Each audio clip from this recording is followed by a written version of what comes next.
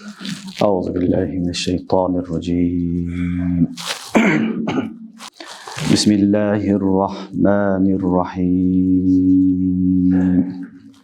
إنهم كانوا إذا قيل لهم لا إله إلا الله يستكبرون ويقولون أئنا لتاركو آلهتنا لشاعر مجنون بل جاء بالحق وصدق المرسلين إنكم لذائق العذاب الأليم وما تجزون إلا ما كنتم تعملون إلا عباد الله المخلصين أولئك لهم رزق معلوم فواكه وهم مكرمون في جنات النعيم على سرر متقابلين يطاف عليهم بكأس من معين بيضاء لذة للشاربين لا فيها غول ولا هم عنها ينزفون وعندهم قاصرات الطرف عين كأنهن بيض مكنون فأقبل بعضهم على بعض يتساءلون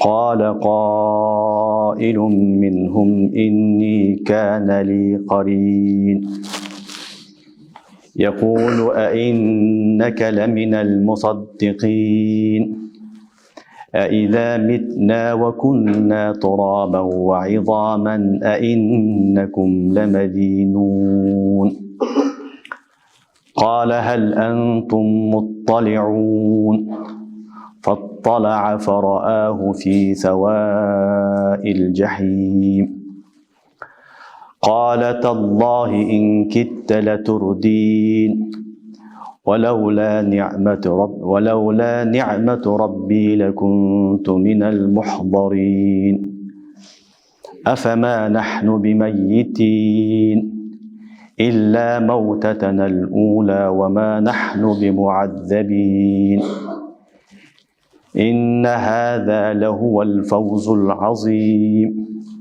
لمثل هذا فليعمل العاملون آمنت بالله صدق الله العظيم. Жана албетте аларга ла илаха иллаллах дегеле десе алар текеберленишет эле. Жана айтышат эле биз кудайларыбызды ушул шаир жинди үчүн таштап коебузбу деп. Балким пайгамбар хак менен келди. Алдыңкы пайгамбарлар тасдик кылды. Албетте силер ачуу азаптын дамыны тартасыңар. Жана кылган амалыңардын жазасын тартасыңар. Бир гана менин мухлис бенделерим алар азапка душар болбойт. Алар үчүн маалум рызыктар бар. Мөбө жемиштер бар. Алар ал жерде урмат сый абалында болушат. Түгөлүк бактарда болушат. Жана сөрүлөрдө дивандарда бетме-бет отурушат. Жана аларга шаркырап аккан суу менен толгон чөйчөктөрдү кайра-кайра таваф кылып айлантырышат. Ал өтө ак, ичүүчү адамдар үчүн өтө даамдуу, таттуу. Ал башты оорутпайт, жанагыларды маста кылбайт. Жанагылардын астында көздөрү ылыйды караган суруу хурыйындар бар. Алар жашырынган жумуртка сыяктуу. Ошондо бири-бирине карап сурашат. Бирөөсү айтат, менин бир жакыным бар эле деп. Ал айтат эле, сен дагы тастык кылгандар менен чогусуңбу? Эмне биз өлгөндөн кийин топуракка айлангандан кийин кайра тирилебизби деп дейт эле. Эми силер аны көрдүңөрбү дейт. Алар баштарын көтөрүп карашат, аны жаханнамдын ортосунда көрүшөт. Ошондо айтат: Аллах касам, сен мени дагы өлтүрөйүн деген экенсиң. Эгерде Раббимдин неаматы болбогондо, мен дагы ушул жерде дозокто болмокмун азыр болуп. Ай Аллахым, биз эми өлбөйбүзбү? Биринчи өлүмдөн башка бизге өлүм келбейби? Бизге такыр азап болбойбу? Анда чыныгы мына ушул бактылуулук, мына ушундай иштер үчүн амал кылгандар амал кылсын. Бул Саффат сүрөсүнүн 35 аятынан 61 аятка чейин аяттар. Өткөн сабакта биз Саффат сүрөсүн баштап, Аллах субханаху ва таала акырында кафирлардын акыбарын айтып кеткен эди. Ошо менен сабак токтотконбуз. Бүгүнкү сабактын башында кайра эле Аллах субханаху ва таала кафирлардын бир сыфаттарын кайра баяндап атат. Ал сыфат канча кафир дүйнөдөн өлгөн болсо, өткөн болсо, алардын негизги динге келбегенинин себеби кибир, текебирчилик. Канча маклук, инсан болсун, жин болсун, шайтан болсун, ким болсо динге келбеген болсо, анын бир эле иллаты, себеби бар. Ал себеби динден не кылуу, баш тартуу, текебирчилик. Кибирдин негизинен ушундай болушкан. Аллах субханаху ва таала эң биринчи шайтанга өкүм кылган, сажда кылгын деп, адамга сажда кыл десе, сажда кылбай койгон. Аба вастакбара. Баш тарткан, жок мен не кылбаймын, баш ийбеймин деген. Демек ал өзү деген ана хайрун минху халактани мин нар ва халактаху мин тин деген. Мени оттон жараттың, аны топурактан жараткансың адамды. Ошон үчүн мен жакшыраакмын. Мен ага баш ийбеймин деп шайтан баш ийген эмес. Кийин шайтандын жолун жолдогон бүт кафирлардын бардыгы ошол кибирдин негизинде динге келген эмес. Фираун, Хаман, Карун, Намруд, Абу Жахл, андан кийин башка кафирлардын бүт бардыгы, Абу Лахаб бүт бардыгынын себеби эле кибир болгон. Кибирдин негизинде алар динге келишкен эмес. Мына ушул негизги себеп оору кибир экендигини Аллах субханаху ва таала ушул аятта баштап айтып атат. Иннахум кану иза кила лахум ла илаха иллаллах ястакбирун. Аларга айтсаңар, силер ла илаха иллаллах дегиле, Кудайдан башка эч бир Аллах жок деп Аллага сыйынгыла десеңер, ястакбирун, алар кибирленишет дейт. Текеббир кибирдин негизинде баш тартат дейт. Демек кибир ушундай жаман оору адамды имандан калтырат. Кибир аркылуу адам баласы эки дүйнө бактысыз болот. Эки дүйнө азапка калышындагы себеп ушул кибир. Ошон үчүн Аллах субханаху ва таала алар кибирленишет, улардан сак болгула деп бизге эскертип атат. Кибир эме дегени? Пайгамбарыбыз саллаллаху алейхи ва салламдан бир сахаба келип сурайт: "Я Расулаллах, биздин арабызда бир адам кийими жакшы болгону жакшы көрөт. Бут кийими жакшы болгону жакшы көрөт. Жакшы кийингенди, жакшы жегенди жакшы көрөт. Ушул кибирге кирбейби?" деп сурайт. Расулуллах саллаллаху алейхи ва саллам айтат: "Инналлаха жамилун юхиббул жамал." Алла таалам жамил, чырайлуу, сулуу зат. Алла таалам жамалды жакшы көрөт деген. Эгер Алла таалам сага неамат берип аткан болсо, ошол неаматты туура пайдаланып, кийип, Алла таалага шүгүр кылып аткан болсоң, бул кибир эмес деди. Анан кибирдин тарифини Расулуллах саллаллаху алейхи ва саллам хадисте айтат. Кибир деген эмне десе, батарул хак ва гамтун нас. Батарул хак ва гамтун нас, мына ушул кибир. Батарул хак дегени хакты четке кагуу, хакты кабыл кылбай коюу. Бул кафирлардын баарына пайгамбарлар келип, жалгыз Кудайга сыйынгыла, бутка сыйынбагыла, шайтан терчибегиле, мындай кылбагыла деп эскертет эле, бирок хакыйкатты алар кабыл кылган эмес. Акыйкатты кабыл кылган эмес. Ошон үчүн кибирдин тарифинде батарул хак, ал хакты чекке кагуу, хакты инкар кылуу, хакка эргешпөө, мына ушуну кибир деп айтат. Биринчиси батарул хак. Экинчиси хадистин уландысында гамтун нас. Гамтун нас дегени адамдарды хакир, зарил, кор деп сезүү. Өзүнү жогору коюп алат дагы, калган бүт бардык адамдар начар дейт. Менден пасыраак дейт. Менден караганда даражасы пасыраак инсандар. Алар кор инсандар. Мен акылдуумун, эстүүмүн, мен кыйынмын. Калганын бардыгы экинчи, үчүнчү сорт адамдар деп ойлойт. Mına uşunu hadiste Rasulullah sallallahu aleyhi ve sellem aytып ketdi. Demek kiyiming жакшы болуп калса эле ал кибир болуп калбайт. Allah bergen kiyimde Allah'a şükür dep kiysen Allah'ın nemati. Allah subhanahu wa ta'ala bergen nematını körgüsü gelet. Kelge bergen nematını Allah körgüsü gelet. Bir adamga Allah Taala жакшы kiyim bergen bolsa, жакшы nesi bergen bolsa, oşonu toora paydalanyp Allah'a şükür degen bolsa, bul da ibadat. Şükür de ibadat. Oşonun üçün adamın kiyimi, başkası bol kibirge kelbeyt. Kibir bul jürektün orusu.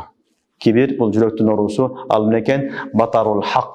Haktı inkar kılu. Haktı çetke kağu. Jana gamtun nas. Adamdardı menden tömönde bili. Adamlar meni karaganda tömön. Alar meni aldığında hiç kim emez. Akıllı jok, akmak degen söz. Çünkü tasarrufı demek kança kafirler ötken bolsa iman keltirбеген alardın bardығы birinci nesesi batarul hak kılgan, hak kabul kılgan emes. Peygamberler aytkandı, kim körüptür, kim ölüp diriliptir, kim barıp geliptir, kana aytkılaçı dep peygamberler şıldыңdagan. İşengen emes. Birinci haktı inkar kılgan, ikincisi peygamberlerde hakarat gözün karaş menen karagan. Hakarat göz karaş menen peygamberler karagan, alardı mınday sıymıktanıp urması menen karagan emes. Alardı zalil, kor adamlar siyahtı gana alar menen mamule kılgan. Oşonun için alara iman kelgen emes. Oşonun için iman keliş için birinci haktı uqqandan keyin kabul kılış gerek. Allah Taala tawfik bersin maga dagın, Allah Taala hakikat kabul kılgan tawfik bersin dep hak kabul kılış gerek. Ekinci özüň jogorу koyboş gerek. Bu dünyada insan adam zatı barız birdeybiz. Müslümanlar bari birdeybiz. Kim darajalı kıyamet günü bilinet. Kıyamet günü bilinet. Bu dünyada kim özü gözü daraja koyup alat, men mındayman deyt, maktanat, biligine, baylığına, darajasına, başka nesesine bardığı baktırуу nerse, biroq аны менен masale чечилбейт. Çınığı baktıruluk bu ahirette. Oşol esep kitap bolup, oň taraftan kitabın berilip, beyişke kirdin bi? Fakat faza fawzan azima.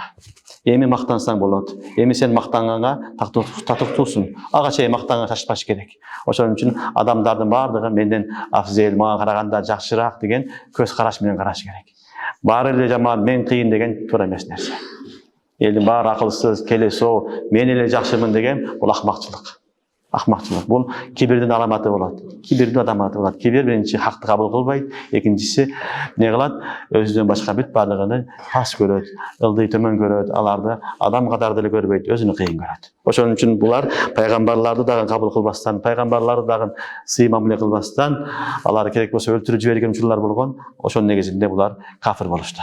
Mına uşunu Allah subhanahu wa taala mına uşul ayatda bayandap atat. إنهم كانوا إذا قيل لهم لا إله إلا الله يستكبرون. Allah'a la ilahe illallah degiler tuflihun dese yestekbirun. La ilahe illallah dese ne dediler? Kibirlenişetiler. Ve yekulun inna letariku alihatina li şairin mecnun. Allah'ın cevabı. Ve yekulun Allah aytışatılar inna letariku alihatina. Emne biz uçul akınga, şairga, jana kelesi devana insan üçün kudaylarımızı taştap koyuyoruz bu deydiler. Peygamber aleyhisselamlar kelip hakikatte aytkanda kafirler düşüne algan emes. Kafirler düşüne algan emes. Anan peygamberdi ar türlü jaman lakaptar menen ne kılgan? Şıldındagan. Jaman lakaptar menen alardı uyatkargan. Oşodan bir özü şair degen söz. Şair degen ırçı, akın degen söz. Akın degen söz. Majnun cindi kelesi o akılsız, akıllı yok degen işte. Emi biz usul akıllı yok peygamberge erçibeybiz. Usulunu erçip özümüzün butlarga ata baba sıyın kelgen butlar taştap koyabız bu. Anday boluşu mümkün emes deydiler. Bular özleri kelesi o adamdan misalı bil farz kelesi oladigan bolsa kanday kelesi adamdan akıllı sözler çıkıp kalışı mümkün. Mümkün emes.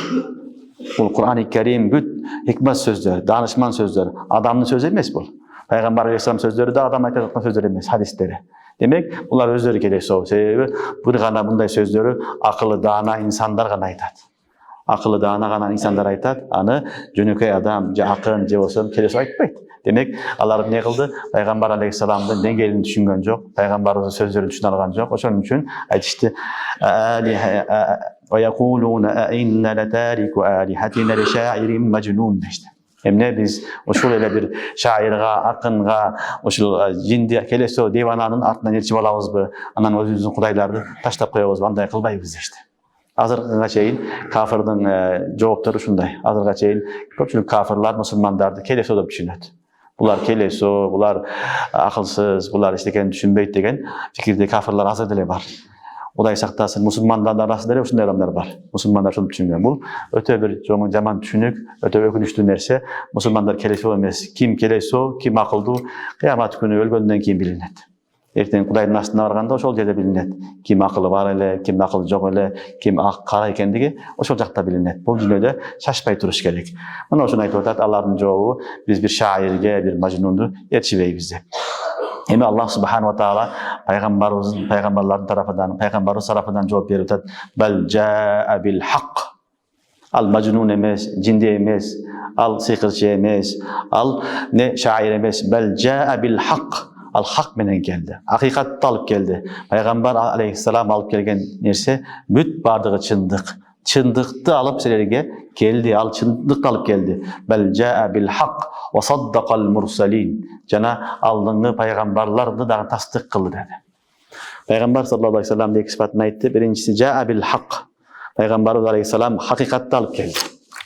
Пайгамбарыбыз алейхиссалам хакыйкатты алып келди. Ислам дини бул хакыйкат. Экинчиси ва саддакал мурсалин.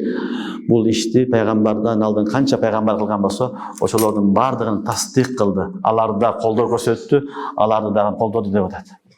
Бул деген сөз, бул сөздү пайгамбар эле айткан жок, Мухаммад алейхиссалам. Пайгамбарга чейин 100 миңден ашык, 124 миң пайгамбар келген болсо, ошонун тегерегиндеги пайгамбарлардын бүт бардыгы ушул сөз менен келген. Бул бир адамдын давасы эмес, жалпы инсандын, жалпы пайгамбарлардын давасы. Ошон үчүн саддакал мурсалин, алдыңгы пайгамбарлардын бардыгыны тасдык кылып келет. Алардын бардыгы ушуга чакырып келген. Канча пайгамбар келген болсо, Адам алейхиссаламдан тартып Мухаммад Мустафа саллаллаху алейхи вассаламга чейин бүт бардыгынын несе давасы бир эле нерсе. Ла илаха иллаллах туфлихун. Бир эле дава, амнекен ла илаха иллаллах туфлихун. Ошон үчүн айтылат, пайгамбарлардын бардыгынын неси дини бир. Иннад дина индаллахил ислам. Аллахтын астындагы дин ислам дини. Ислам дини. Ошон үчүн бардык диндер бардыгы бир. Албетте шариатта айырма болот. Шариат деген Аллага сыйынуу жолдору, ибадат кылуу жолдоруда гана айырма болот. Негизги акаид, усул, дин бир бардыгы. Канча пайгамбар келген болсо, бардыгынын чакырыгы, бардыгынын давасы не болгон? Аллага ишенгиле аманту биллахи ва малаикатихи ва кутубихи ва русулихи вал яумил ахир вал кадари хайрихи ва шаррихи мин Аллахи таала вал баъси ба'дал маут бас. Иман муфассал. Ушул 7 иманды бүт пайгамбарлар келген. Бардыгынын давасы ушул болгон. Алладан башка кудай жок. Аллага ишенгиле, фериштелерге ишенгиле, китептерге ишенгиле, ахиретке ишенгиле, тагдырдын жакшылыгы, жамандыгына ишенгиле, өлгөндөн кийин жашоо бар экендигине ишенгиле деп бүт пайгамбар келген, айткан. Бир да пайгамбар келип өзгөрткөн эмес муну. Бул негизги усул. Ошон үчүн Аллах таала айтат: "Иннад дина индаллахил ислам."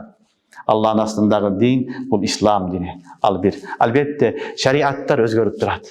Заманга жараша, адамга жараша Аллах субханаху ва таала пайгамбарларга ибадат кылуу, сыйынуу жолдорун эмне кылган, көрсөтүп турган, ал өзгөрүп турушу мүмкүн. Бирок негизги дин өзгөрбөйт. Ошон үчүн васаддакал мурсалин.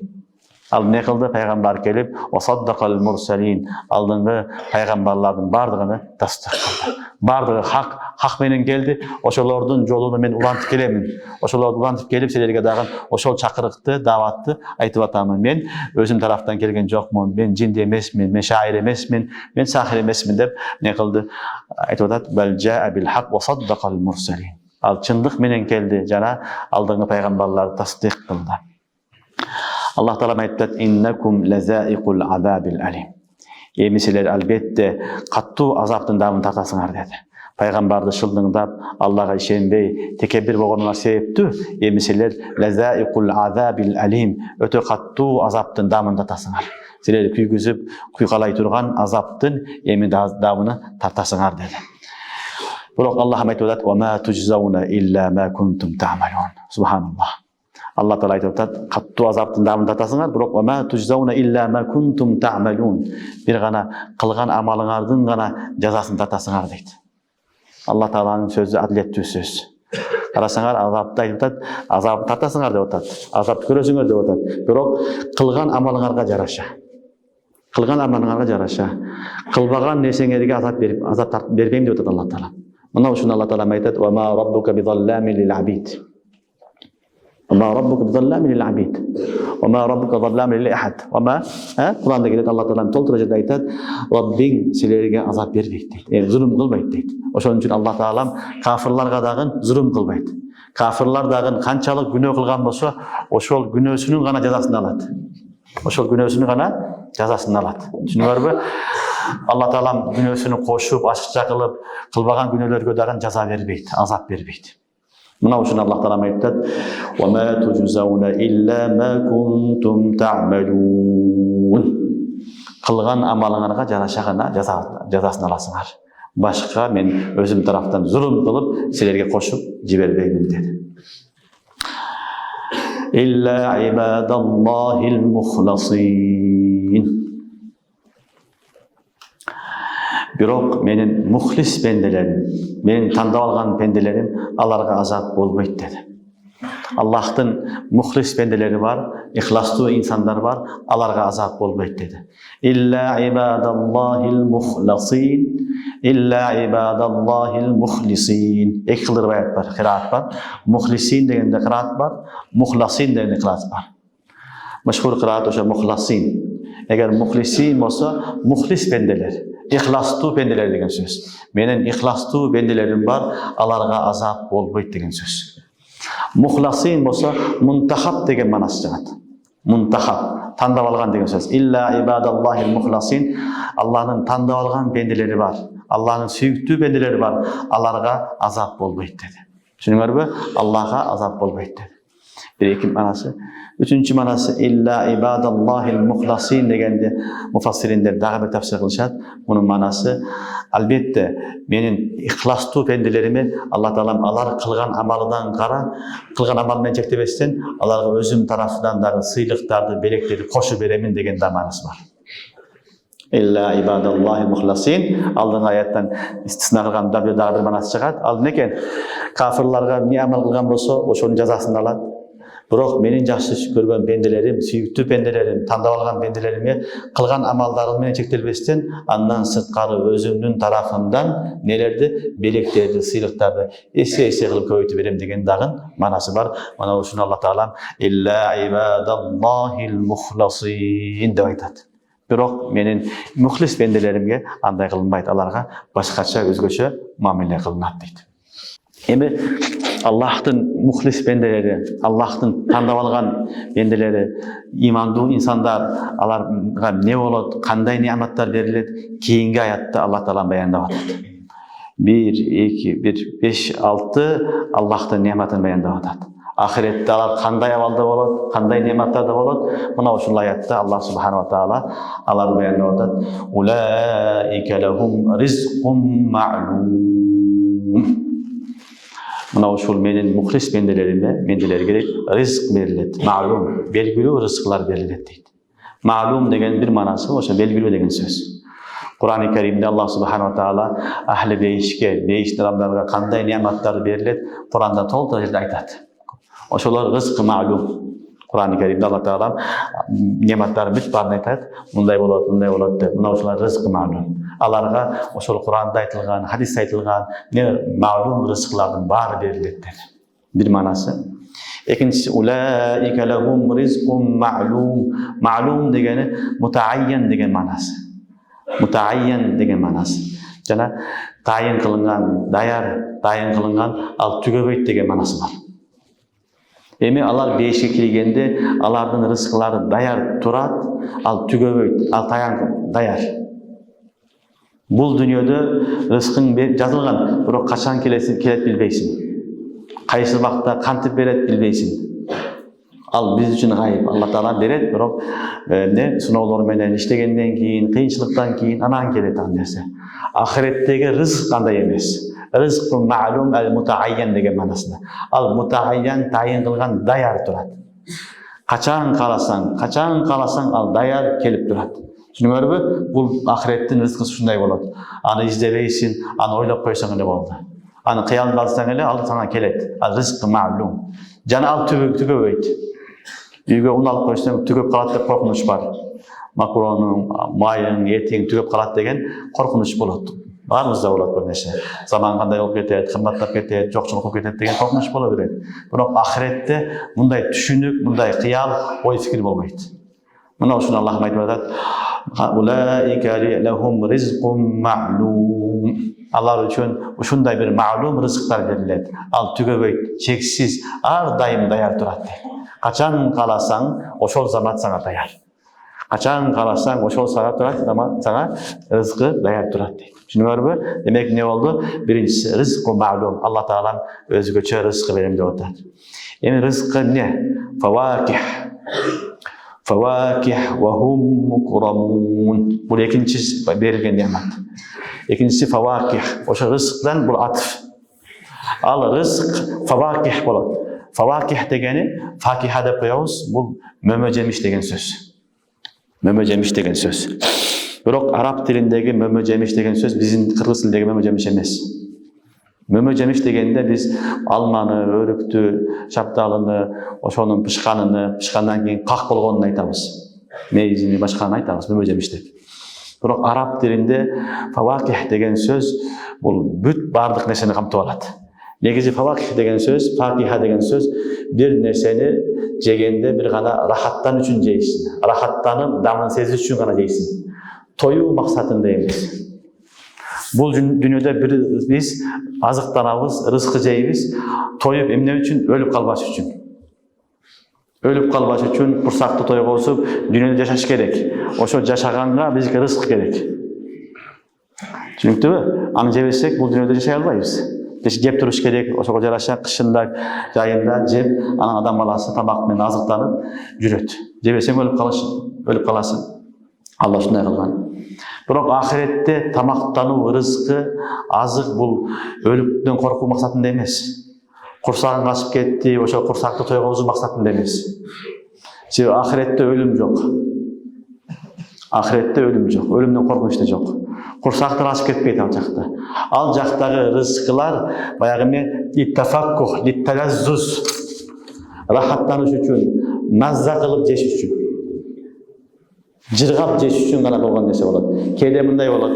Чай иштиң, тамактандың, бүт баарын жегенден кийин кегиле эмне кылайлык? Татуу жейлик дейбиз. Мына ушул фаваких. Кегиле эмне кылабыз? Жүзүмдөн ооз жейлик дейсиң. Банан жейин дейсиң, алма жейин дейсиң, дагы бирдеге жейин дейсиң. Булар менен сен курсагың тойгозо албайсың. Булар сени тойгозбойт. Нан сыяктуу, будай сыяктуу эмес бул. Бул жегенден кийин үстүнө литталаззуз, лаззат алыш үчүн, рахаттаныш үчүн, даамданасың. Рахаттаныш үчүн аны жейсиң. Ошон үчүн бул кыяматтагы, ахиреттеги, бейиштеги тамактар курсагын тойгозуш үчүн эмес тугандар. Мына ушуну Аллахым кийинки аятта айтып атат. Улаика лахум ризкун ма'лум фаваких. Аны рызык мекен фаваких. Ятафаккахуна биха. Аны менен алар жыргашат, лаззаттанышат. Ал тамактын үстүгө жейиле турган нерсе, тамактын үстүгө жейиле турган бир гана тамактар деп атат. Түшүнүңөрбү? Ошон үчүн айттык, ар бир нерсе адамга рахат берсе, адамга жыргалчылык берсе, адамды кубантса, сүйүнсө, ошо тафаккух. Алма жедиң, жүзүм жедиң, банан жедиң, ошондой эле кээде шириндик жейсиң, бул да факиха. Ошондой эле кээде эмне кыласың? Мисик колдоносуң, атырларды жыттуу. Атыр менен курсагың тойбойт. Бирок аны да араб тилинде фаваких деп айтылат. Жыттуу атырларды себилесиң, ошол да фаваких. Түшүнүңөрбү? Аллахым айтып атат, аларга берилген рызык ма'лум болот. Ал түгөбөйт, ар дайым даяр турат. Жана некен фаваких. Ал некен курсак тойгозо турган эмес, курсагын ачпайт ал жерде, бир гана лаззаттаныш үчүн, рахаттаныш үчүн, жакшы даамын сезиш үчүн Аллах субханаху таала берген мазза кылып жей турган тамактар болот. Фаваких. Бул экинчиси болду. Үчүнчүсү вахум мукрамун. Алар ал жерде сый урматта болот дейт. Бейиште алар сый урматта болот. Аларга келген тамактар, аштар, башка нерселер, фавакихалар бардыгы икрам менен келет. Урмат сый менен келет. Кээде бир адам рызкысын алат, бирок тиленип жүрүп алат. Elden suranıp жүрүp, tilenip жүрүp, байке бериң, акча бериң деп алат. Бул да алып атат рызкысыны, кээде халал же харам жол менен, бирок корбогон абалда. Кээде эмне кылат? Мындан же деп таштап коет алдына. Бул дагы тамак болуп атат, бирок корбогон абалда болуп атат. Кээде не кылат? Үйүнө чакырып, төрүнө отургузуп, сый менен тамак берет. Сый тамагын берет. Төрдө урмат сый кылып, ар бир учурда сенин кашың кабагың карап турат. Кыжылат болгон жокпу, жагып атабы экен, жаман болгон жокпу деп. Мына ошону мукрамун дейт. Ахиретте аларга берилген тамак өтө эмне сый урмат менен берилет. Жана алар сый урматтуу деңгээлде болушат. Сый урматтуу даражада болушат. Мына ошону Аллах айтып атат: "Ва хум мукрамун." Мухлис бендилерге берилүүчү үчүнчү немат экен, алар урмат сыйда болушат. Аларга тартылган азык, тамак аштар урмат сый менен берилет. Төртүнчүсү фи жаннатин наим. Алар наим болгон бейиште болушат. Түбөлүктүү болгон, нематы түгөбөгөн бейиште түбөлүккө болушат дейт.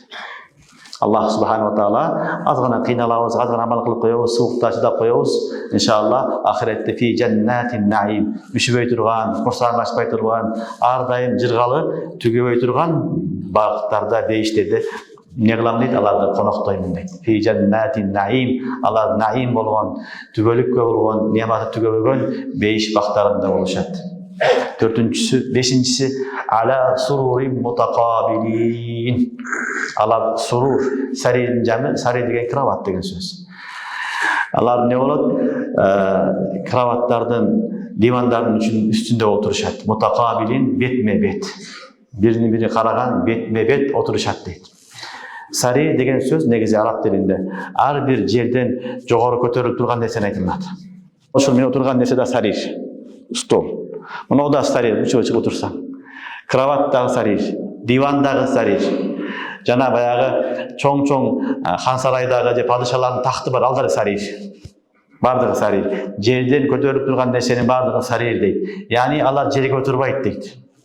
Түшүнүңөрбү? Алар жерге отурбайт. Алар эмне? Бийик болгон кроваттарга, сөрүлөргө, бийик дивандардын үстүндө отурат дейт.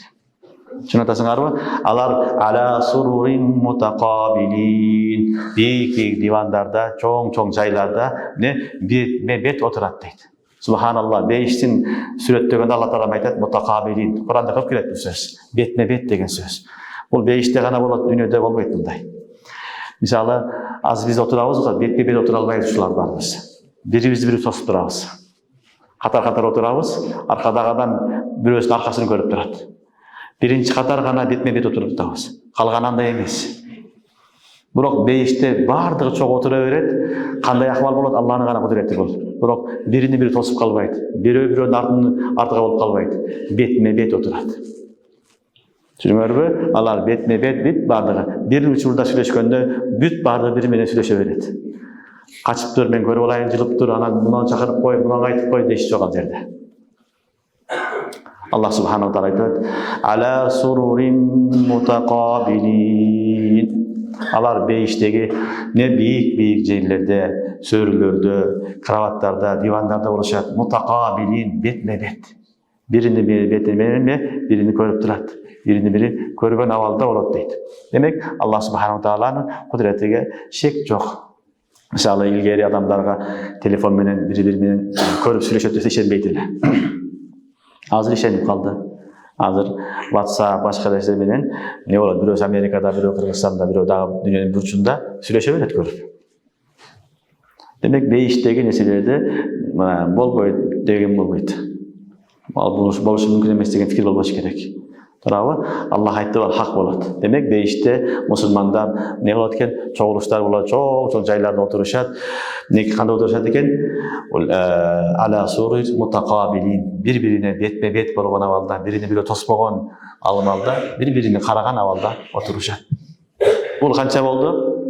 Бешинчиси сыпаты, Алла берген нематтарды. Алтынчысы Yutafu alayhim bi ka'sin min ma'in. Yutafu alayhim. Tawaf kılat Allah'a bi ka's. Ka's деген çöy stakan deysiңерби, stakandardı. Min ma'in bi ka'sin min ma'in tolgon. толып ашқан, толып тұрған чыныларды, стакандарды, чөйшөктөрдү алып келип таваф кылат дейт. Таф деген тавафтан чыккан. Таваф деген айланып туруу деген сөз. Кас дегени бул негизи шарапка колдонгон идис айтылат. Шарап эгерде толуп турган болсо кас деп айтылат. Болбосо ина деп айтылат. Ина, кадах, кас. Араб тилинде 3 сөз колдонот. Ина идис деп айтылат. Ичинде эчтеке жок. Кадах деген чыны деген сөз. Үчүнчүсү кас.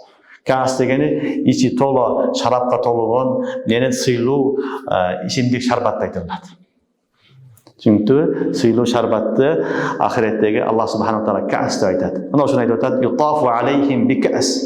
Көрдүңөрбү? Аларга тегерелип айланып турат дейт. Эмне? Баягы суусундуктар, ичимдиктер мин маин дегени, маин деген агып туруучу деген сөз. Эми бул агып турган жеринен, шаркыраган жеринен, ошол жерден алып толтурулган таза суулар аларга келип айландырылат дейт.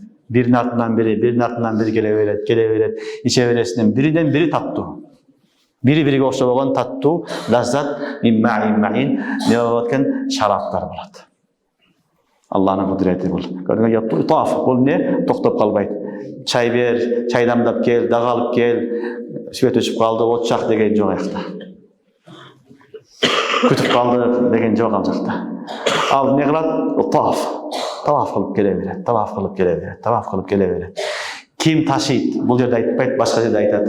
Кур'ан-ы Керимде Аллах айтат: "Ятуфу алейхим гилманун мухалладун." Ятуфу алейхим гилман мухалладун. Ал жерде жаш балдар, чырайлуу жаш балдар аларга не кылат? Келип таваф кылып турат дейт. Ошол суусундуктарды алып келип, силерге алып келип ичкиле деп сунуп турат дейт. Аллахтын иззатын карагыла. Аз-маз 50 жыл 60 жыл жашайбыз, кыйналып, бирок Аллах Таалам чексиз неаматтарын кыяматта берип атат. Чеги жок. Алар кандай болот экен? Ютафу алейхим бикасин мин маин. Ошол агып турган жеринен, шаркырап аткан жеринен толтурулган кас менен, идиш менен алып келип аларга баягы жаш балдар, гилман, атуф, таваф кылып айланып, не кылат? Аларга суусундуктарды, шараптарды сунат дейт. Ал суусундук кандай? Аны сыпатын айтат. Байда лаззатил лишарибин. Байда лаззатил лишарибин. Ал аппак дейт. Ал дүнөнүн шарап сыягы эмес, шарап сыяктуу эмес. Ал өтө аппак, жанып турат, нурланып турат. Байда лаззатил лишарибин. Жана ичкен адамдар үчүн өтө даамдуу, лаззаттуу, рахаттуу. Даамын сезген адам кайра ичкиси келе берет, кайра ичкиси келе берет. Ал түгөп да калбайт. Ал кызматчылар ар дайым таяр турат. Канча кааласаң ошончо түрдөн алып келет. Ошон үчүн Аллахтын бейиши жөнөкөй нерсе эмес тугандар. Кур'ан-ы Керимде Аллах Таала айтат: "Анхар мин маин, анхар мин хамр, лаззатил лишарибин, анхар мин лабан." Лабандан болгон, асалдан болгон, асалы мусаффа, сүттөн болгон, хамырдан болгон Аллахтын дарыялары бар. Ар дарыя болуп агып аткан болот. Ошол агып аткан жеринен не кылат? Алып эле саңап келип куюп, ошол жерден таза сууну бере берет. Таза ичимдикти бере берет. Аллах Таала баарыбызга насип кылсын. Ошон үчүн Аллахтын неаматтары ушундай нерсе. Байда лаззатил лишарибин. Ал өтө аппак биринчи сыпаты, экинчи лазза лишарибин. Ичкен адам мазза кылат дейт, лаззаттанат, рахаттанат. Ичкен адам кайра ичкиси келет. Ушундай ал шараптар болот. Лаззатил лишарибин. Ла фиха гаул ва ла хум анха юнзафун.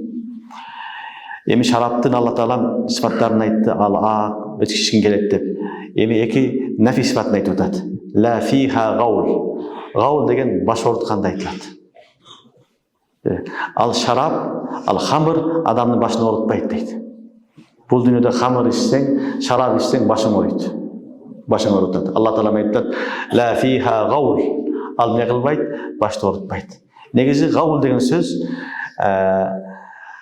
бул негизи араб тилинде гаул деген сөз махфи нуксанда айтылат.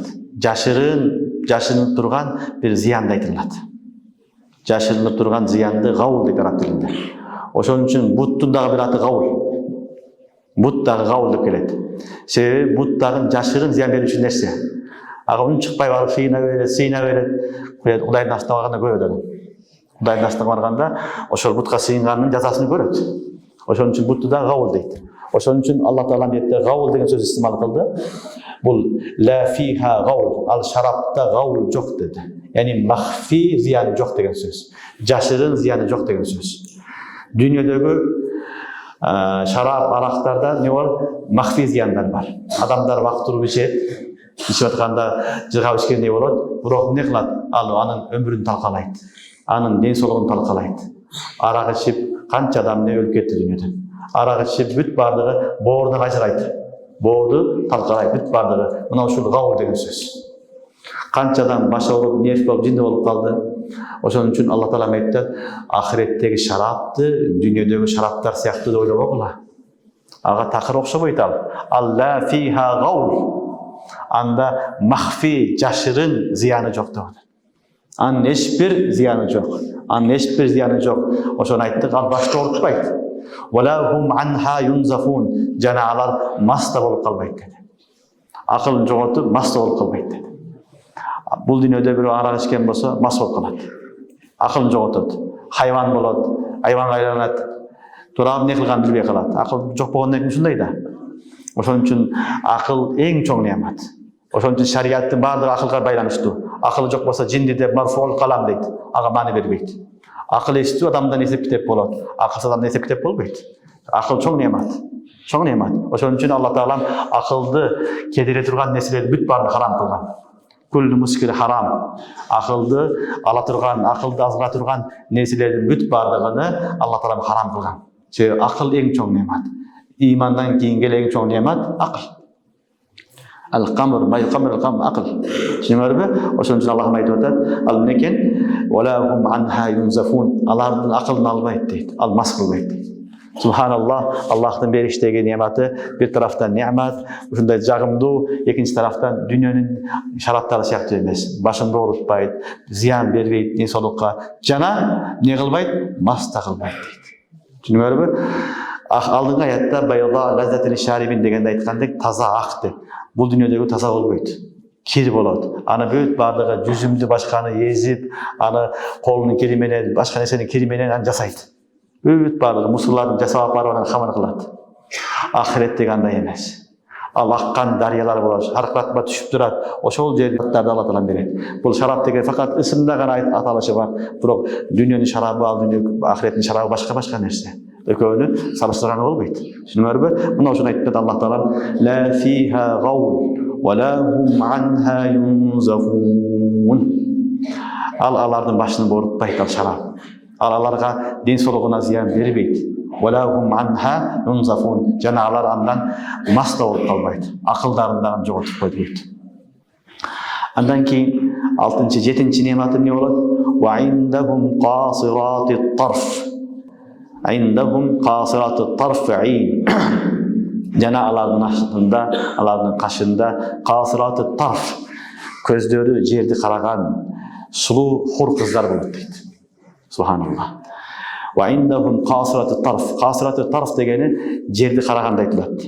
Түшүнүңөрбү? Жерди караган сыпат бул аялдардын өзгөчө имандуу, уялчак аялдын сыпаты болот. Имандуу, уялчак аялдын сыпаты болот. Ал эмне кылат? Баардыгын тигип карай бербейт. Ал болгон жерди карайт. Назарыны эмне кылат? Пасты каратат. Аллах Таала айтат, ал бере турган хур кыздар, эйн кыздар, алар эмне болот? Qasiratut tarf. Алардын көздөрү жерди карап турат. Уялгандан жерди карап турат. Эйн, бул айнанын жамы, эйн дегени көзү чоң, сулуу айтылат негизи. Көзү чоң, көзүнүн ичиндеги кареги капкара болгон сулуулук айтылат. Ошон үчүн хуру айн дейт, булар аябай сулуу бир махлук болот. Аллах субхана таала жараткан не хуру айндар болот, алар аябай сулуу болот. Ушул аяттардан билинет, сулуулук көздө болот. Сулуулук көздө болот. Түшүнүңөрбү? Көз сулуу болсо, башкасы да сулуу болот. Ошон үчүн Аллах Таала билет, булардын эмне кылган? Хуру айндын көзүн айткан көбүрөөк ушул сулуулук негизи көзүндө болот. Инсандын көзүндөн билинет сулуу экендиги, башка экендиги. Яни алар некен айндахум qasiratut tarf. Алар бейиште, бейиштин бактарында, алардын шараптары бар, башкалар бар деп туруп Аллах Таала айтат, алардын астында, кызматында кимдер болот дейт? Qasiratut tarf. көздөрүн жерге караткан, көздөрүн жерди караган имандуу, уялчак, хор кыздар болот. Көздөрү сулуу, яны өздөрү дагы сулуу, жакшы не болот? Кыздар болот деген бар эди. Хорлар болот. Экинчи маанисине муфассириндер айтат, касыраты тарф деген маанасы бул кыз, хур кыздарга эмес, балким ошол жердеги бейиштеги адамдар, эркектердин дагы көздөрү жерди карайт. Ал хурду көргөндөн кийин башка хурду караганга муктаждык болбойт дейт. Бул дүйнөдө адам баласы не кылат? Аны карайт, муну карайт, баарын карай берет. Ушундай инсан. Караган харам, бирок ушундай инсан.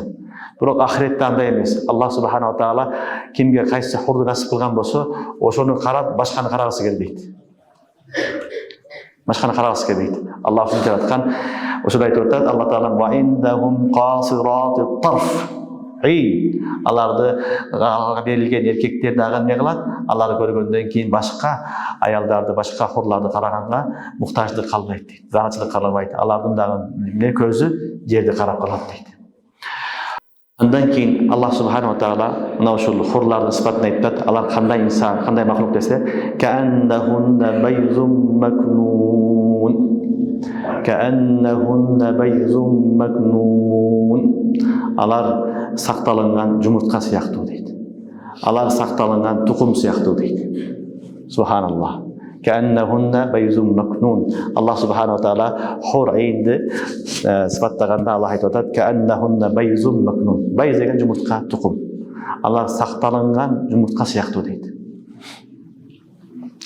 Жумуртканы билесиңерби? Мисалы жумуртка болсо, тоок жумуртка берсе, жумуртка бергенден кийин өзү сактайт аны. Өзү канатыны, баарын астына сактайт. Ал жерде бир дагы не болбойт? Жаман нерсе болбойт. Жамандыктан, ылайдан, топурактан баарынан сактайт. Жөнөкөй таптаза болот. Ошол кийин ал жерге түшүп, башка болуп, балдамдар алып анан ал кирилип калат. Ага чейин жаңы тууганда тукум карасаңар, ал таптаза болот. Эчтеке болбойт. Аллах таала айтып атат, кааннахунна байзум макнун. Алар ме дейт? Баягы жумуртка сыяктуу дейт. Сакталынган тооктун астындагы, же бир куштун астындагы турган жумуртка сыяктуу дейт. Аларга эч ким тийген эмес, жамандыгы жок, кири жок, таптаза деген маанасы. Бир маанасы ушул. Экинчи маанасы муфассириндер айтат, кааннахунна байзум макнун деген маанасы ошол жумуртка сыяктуу дегенде, балки хадисте келет. Умма Салама разияллаху анха пайгамбарыбыздан сурайт хадисте. Умма Салама разияллаху анха кааннахунна байзум макнун деген эмне деген сурайт пайгамбарыбыз. Алар сакталынган жумуртка сыяктуу деген кантип түшүнөбүз дегенде пайгамбарыбыз айткан бул баягы жумуртканын ичиндеги кабыгы деген, чил кабыгы деген. Жумуртка болот, анын ичинде чил кабыгы болот. Анын ичинде тукум болот. Билесиңерби? Мындай ачсаң кабыкты, ичинде не болот? Чил кабыгы болот. Аны араб тилинде сахна дейт. Арабчаны сахна дейт. Пайгамбар саллаллаху алейхи ва саллям сахна деген. Сахна деген ошол жумуртканын ичиндеги чил кабыгы. Ал чил кабык не болот? Ичиндеги кабыгы тосуп турат аны. Аны ачмайынча ичине кире албайсың. Аны аласың, анан ичи. Аны ачсаң деле чил кабык болот, анын ичинде анан жумуртканын өзү болот. Сарысы, суусу болот. Чүнкү эми Аллах ушундай сактап койгон, ага эч ким барган эмес, эч ким көргөн эмес, ушундай бир махлук деген сөз. Жана алар ушундай таза деген сөз. Жана алар ушундай назик деген сөз. Жумшак, назик деген сөз. Кабыгын ачкандан кийин алсаң, ал колуңда эмне болот? Жумшак болот. Ойноп турат. Түшүнүңөрбү? Суусу, сарыгы ойноп турган болот. Ошол сахнанын ичинде болот. Расулуллах саллаллаху алейхи ва саллям айтат, яни булар эмне? Өтө таза, өтө чырайлуу, өтө назик, өтө жумшак, өтө ажайып бир махлук болот деди. Мына ушуну Аллах субханаху таала айтып атат. Ал хур эйндар ким экен? Кааннахунна байзум макнун. Алар оролгон, сакталган жумуртка сыяктуу деди. Алар сакталган, оролгон жумуртка сыяктуу, ушундай бир таза, ушундай бир назик, ушундай бир сулуу, ушундай бир жумшак махлук болот деди. Андан кийин Аллах субханаху таала 6-7 сыпатын айткандан кийин бейиштеги адамдар берилген нематтарыны, алардын отурушун баяндап атат. Алар кантип отурат? Fa aqbala ba'duhum ala ba'dhi yatasaalun. Qala qailun minhum inni kana li qarin. Fa aqbala ba'duhum ala ba'dhi yatasaalun. Алар бири-бирине отуруп алып сурашат дейт. Эни отуруп, ушундай отурушкандай дүйнөдө отуруп алып бири-бири менен суроо жооп кылат дейт. Суроо жооп кылып эдекени сурап, ошондо кала qailun minhum, алардын арасынан бирөө сурайт экен: "Inni kana li qarin." Менин бир жакыным бар эле, ошону көрбөй жатам дейт экен. Дейиште барып, тафаккут кылып атат, жоктоп атат. Көрдүңөрбү? Inni kana li qarin. Менин жакыным бар эле, ошону көрбөй жатам деп сурайт бири-биринен. Yaqulu a innaka laminal musaddiqin. Ал жакыны досу жолдош айтчу экен: "А innaka laminal musaddiqin." Сен дагы ошолорду тасдык кыласыңбы деп. Яни сен дагы ушул динге кирип алдыңбы, ошолорду ээрчип кеттиңби деп мени эмне кылат эле, мага айтып турат эле дейт. Ошол досун издеп атат. Көрдүңөрбү? Yaqulu a innaka laminal musaddiqin. A idha mitna wa kunna turaban wa 'idhaman a innakum lamadinun. Мына ушул баягы досунун суроосу. Эмне биз өлгөндөн кийин, топурак болгондон кийин, сөөккө айлангандан кийин кайра дагы тирилип, ошол жазасын, дүйнөдө кылган амалдардын жазасын көрөбүзбү дегенге сен дагы ишендиңби деп мага келип мени ушинтип айтып турат эле дейт. Qala hal antum muttali'un. Ошондуп сурайт экен, баягы мени жолумдан уруп аткан досум көрүнбөй атат. Hal antum muttali'un. Силер көрдүңөрбү дейт экен. Ким көрдү ошону дейт. Иттира дегени башын көтөрүп мынтип караганда айтылат. Түшүнүңөрбү? Ким көрдү ушуну, барбы? Ким көрдү деген сөз бекте. Түшүнүңөрбү? Эми hal antum muttali'un. Силер аны көрдүңөрбү? Карап көргүлөчү, көрдүңөрбү дейт. Fattala'a fara'ahu fi sawa'il jahim. Fattala'a анымдар караса, аны карап тур баягы досу көрөт дейт. Fi sawa'il jahim. Жаханнамдын ортосунда. Алиязбилла. Баягы сен дагы динге ишенип кеттиңби, ушуларды ээрчип кеттиңби, өлгөндөн кийин тирилет дегенде ээрчип кеттиңби деген досу эми жаханнамдын ортосунда болот экен. Жаханнамдын ортосунда аны көрөт дейт. Fara'ahu fi sawa'il jahim. Qala tallahi in kittu laturdin. Qala tallahi in kittu laturdin. Баягы адам айтат экен досу: Аллах касам, ин киттеле турдин. Мени дагы өлтүрөйүн деген экенсиң деген сөз. Эми сени ээрчип, сага ишенип, сени ээрчип мен дагы динден чыгып кеткенде, Кудай жок, ахиретте жашоо жок дегенде, ла турдин, мен дагы халак болмокмун деген сөз. Мен дагы жок болмокмун. Мен дагы сага окшоп жаханнамдын ортосунда түшүп калбакмын. Аллах мени сактаптыр дейт. Түшүнүңөрбү? Аллах субхана ва таала бейишке киргенден кийин бейиш ахлига, бейиштегилерге дозокту көрсөтөт. Дозокту көрсөтөт. Алла таала көрсөткөнгө кадыр көрсөтөт. Ошол дагы сүйүнүш үчүн. Алла, ушунда мени сактадың. Болбосо мен ушул жака түшүп калмак экенмин, сактаганыңа шүгүр деп, ошол Алла таала дагы немесин декемдеш үчүн, сүйүнүшүнү, курбанчылыгын декемдеш үчүн иманын не кылат? Бейишти көрсөтөт. Ошон үчүн ал досун көрөт. Фи васафи саваил жахим. Qalat Allah in kitta la turdin. Кийин айтат: Аллахка касам, сен дагы мени жок кылайын, өлтүрөйүн деген экенсиң. Аллах мени сактаптыр. Walawla ni'matu rabbi lakuntu minal muhdarin. Агер Аллахтын, Раббимдин ni'mati болбогондо, жакшылыгы болбогондо, lakuntu minal muhdarin. Мен дагы сени менен чогуу ушул жерде азыр болмокмун дейт. Мен дагы сени менен чогуу жаханнамда болот элем. Аллах мени сактаптыр дейт. Түшүнүңөрбү? Ошол убакка жеткенде имандын кадыры билинет туугандар. Ошол убакта амал салихтин кадыры билинет. Бул дүйнөдө билинбейт. Walawla ni'matu rabbi lakuntu minal muhdarin. Эгерде Раббимдин ni'mati болбогондо, мен дагы жаханнамга түшүп калмакмын. Эми баягы адамдын сүйүнүшүн Аллах таала баяндап атат. Жаханнамдагы тосуп кетти, өзү жаханнамдан куткарылды. Аябай сүйүнөт. Бул ахирет бейиштин адамдардын 7-чи же 8-чи сыфаты. Берилген сыфаты. Сүйүнгөн Аллах таала баяндап атат. Афама нахну бимайитин. Эми биз өлбөйбүзбү деп таң калып сурап атат. Эми бизге өлүм келбейби деп таң калып атат. Жыргап, бейишке кирип, бүт баарына карап адам не болот? Корккон нерсеси өлүм болот да. Же бирөө кууп чыгат дейт. Туурабы? Ошону Аллах айтып атат. Афама нахну бимайитин. Алар айтат: эми эмне? Бизге өлүм келбейби дейт. Илля маутатанал ула. Биринчи өлүмдөн башка. Аз дүйнөдөн кайтканда өлүм болду го. Ошондон башка өлүм келбейби? Ва нахну бимуаддабин. Жана бизге азап болбойбу деп сүйүнөт. Эми түбөлүк азап да жок экен, түбөлүк өлүм да жок экен.